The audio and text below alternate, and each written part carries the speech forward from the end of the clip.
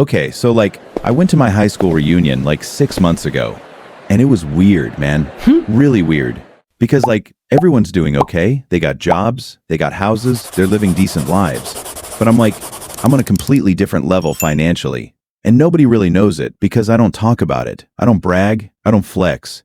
But the gap is real, and it's huge. And the crazy part, it wasn't because I'm smarter than them. It wasn't because I got lucky with one crazy investment. It was literally 3 decisions. 3 specific decisions that I made early on that they didn't make. And that's what created this gap.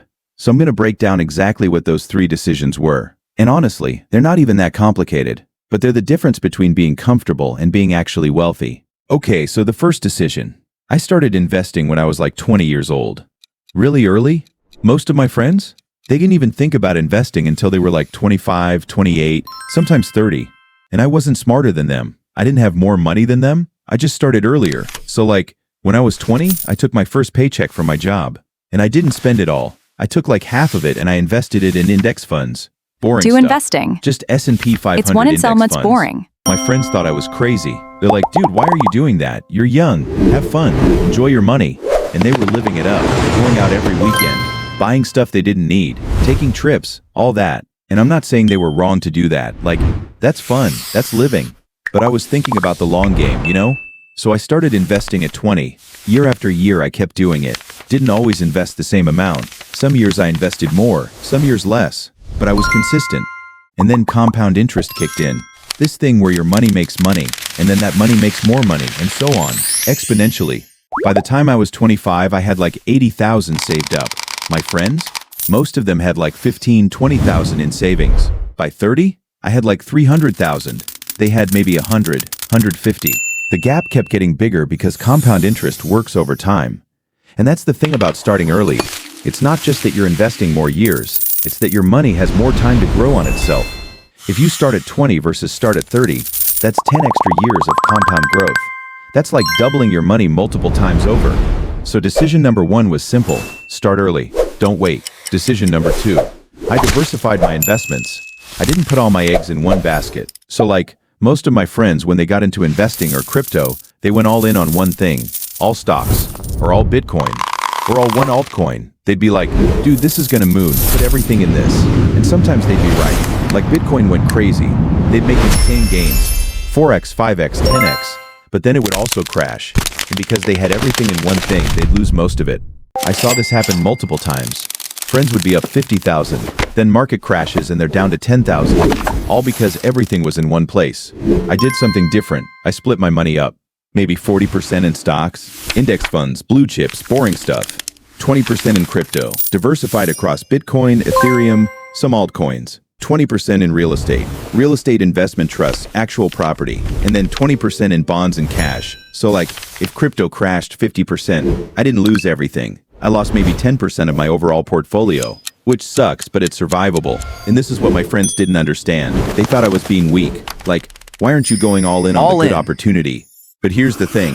The good opportunity always feels obvious when it's going up, but you can never know if it's actually going to keep going up or if it's going to crash. So instead of betting everything on one outcome, I bet across multiple outcomes. Some crashed, some went up. Overall, I kept growing. And this is boring. This is not exciting. You're not making 10x gains, but you're also not losing everything. My friends who went all in on one thing, sometimes they made more than me in a bull market. But in the downturns, they got destroyed. And then they had to start over. Meanwhile, I just kept steady growth. Boring but steady. Decision number 3. I took profits. I actually sold when I was up. This was the hardest one for my friends to understand.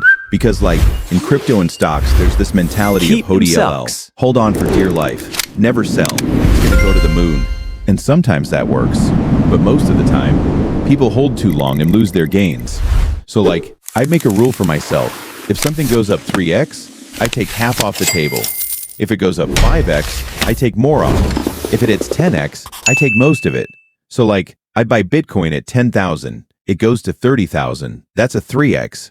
I sell half of my position, lock in 15,000 in profit. Bitcoin crashes back to 20,000. My friends are freaking out. They're down. They're stressed. But me, I already locked in profit. I'm up 15,000 no matter what. And I still have half my Bitcoin. If it goes back up, I benefit. If it crashes, I already won. My friends thought this was stupid. They'd be like, why would you sell? It's gonna go to 100,000. And maybe it would, but maybe it wouldn't. And I'm not betting my entire return on that happening. What actually happened most of the time is I'd lock in solid gains, like 3x, 5x, and my friends would hold waiting for 10x. It would crash 30%. They'd panic and sell at a loss. So I'd make money. They'd lose money. Over years and years, this compounded. My profitable trades added up. Their losing trades added up in the other direction, and the gap kept growing. So why don't my friends know I'm actually way richer than them? Couple reasons. First, I don't talk about money, not because I'm humble, just because it's not interesting to me to brag. Second, my lifestyle isn't that different. I still drive a regular car.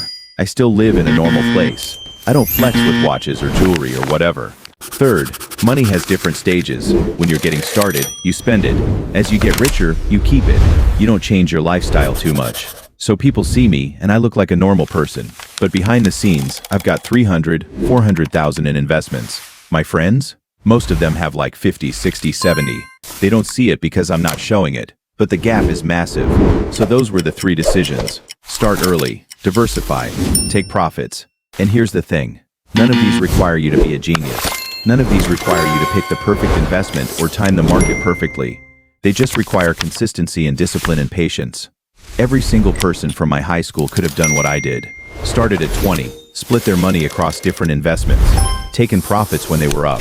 But most people don't think about it. Most people don't have the discipline. Most people want the quick moonshot instead of the steady growth. That's why there's a gap. Not because I'm smarter, just because I made different choices early on. And now, years later, that gap is massive. So if you're watching this and you're still young, start today. Seriously. 20, 25, 30, whatever age you are, start.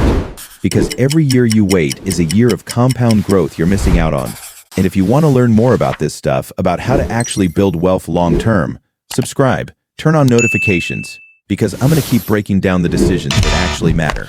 Not the hype, just the boring, steady, profitable decisions. So yeah, subscribe, and let's build wealth together the right way.